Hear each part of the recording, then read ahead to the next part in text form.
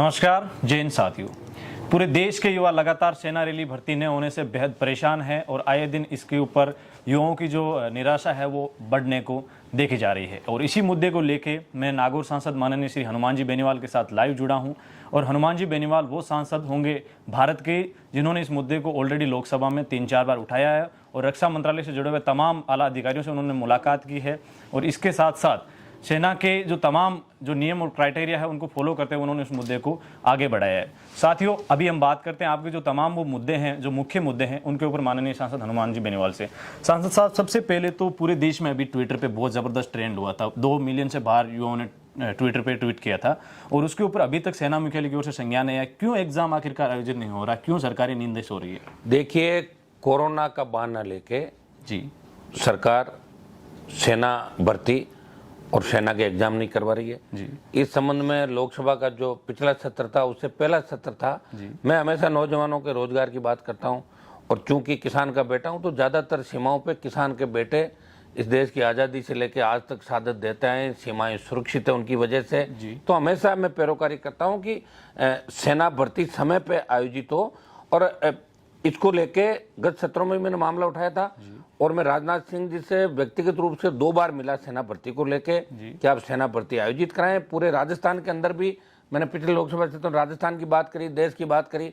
और आज कल परसों जब भी मौका मिलेगा मैं निश्चित रूप से देश में सेना भर्ती जल्दी से जल्दी आयोजित करा के, कई जगह तो यह हालात हैं कि सेना भर्ती के लिए आपने बुला लिया, दौड़ भी करा दी, उनका फिजिकल मेडिकल करा दिया, खाली एग्जाम बाकी है। तो ऐसी जगहों पर तो तुरंत एग्जाम कराना चाहिए। जब आप उत्तर प्रदेश में रैलियां कर रहे हो, पंजाब में रैलियां कर रहे हो, राजस्थान में बड़े आयोजन कर रहे हो, उसमें तो कोरोना गाइडलाइन की धज्जियां आप उड़ा रहे हो और सेना भर्ती के नाम पर अगर रोक रहे हो तो बहुत गलत बात है। इसको लेकर पुरजोर तरीके से हम लोग मिलके, और ये नौजवानों का जो मुख्य मुद्दा है, ये बेरोजगारी से जुड़ा मुद्दा, फिर देशभक्ति का जो जज्बा नौजवानों के अंदर, वो सेना के अंदर जाके वो देश की सेवा करना चाहता है, वो मजबूती के साथ ही देश के लिए लड़ना चाहता है।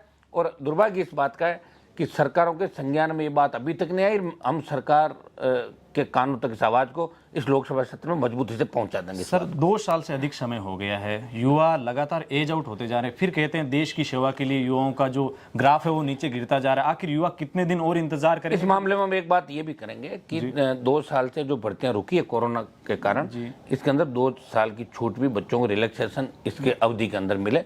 इसको पुरजोर तरीके से मैं व्यक्तिगत रूप से भी रक्षा मंत्री जी से मिलूंगा, क्योंकि मैं डिफेंस कमेटी का मेंबर भी था पहले और किसान आंदोलन में मैंने कमेटियां छोड़ दी थी, एनडीए छोड़ दिया था।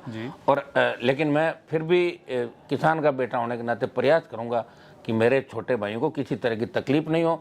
आप आंदोलन कर रहे हैं नौजवान 2 साल से, तो मैं आपको एक ही सलाह दूंगा कि आप आंदोलन लोकतांत्रिक तरीके से करें। आंदोलन अपना अधिकार है लोकतंत्र के अंदर, और हम इसके अंदर आपका साथ देंगे। आपकी आवाज़ लोकसभा के अंदर और सड़कों पर जहाँ आवश्यकता पड़ेगी हर जगह आपकी आवाज़ बन के आपकी वाजी मांगों को सरकार दबाव बना के मनवाएंगे आप लोग। सर, जो अभी रेलवे के अंदर जो हुआ था, जो युवा है वो सड़कों पर आए थे, लेकिन सेना में इतनी अनुशासन देखा जा रहा है कि युवा सड़कों को छोड़ो लोकतांत्रिक तरीके से आरटीआई फाइल कर रहे हैं, फिर भी सेना मुख्यालय की ओर से कोई जवाब नहीं मिल रहा है। युवा बोल रहे हैं आखिर राजनाथ सिंह जी आखिर कर क्या रहे हैं? उनके कानों तक आवाज इतनी 30 से ज्यादा सांसदों ने सदन के पटल पर ये क्वेश्चन पहुंचा दिया है, फिर भी अभी तक मुख्यालय की ओर से कोई जवाब नहीं आया है। तो ये निराशा अब आपके राजनाथ सिंह जी के और मोदी जी के दोनों कानों में आवाज पहुंचा देंगे जल्दी। आपकी आवाज पहुंच जाएगी जल्दी। जो आप चाहते हो वो काम होगा।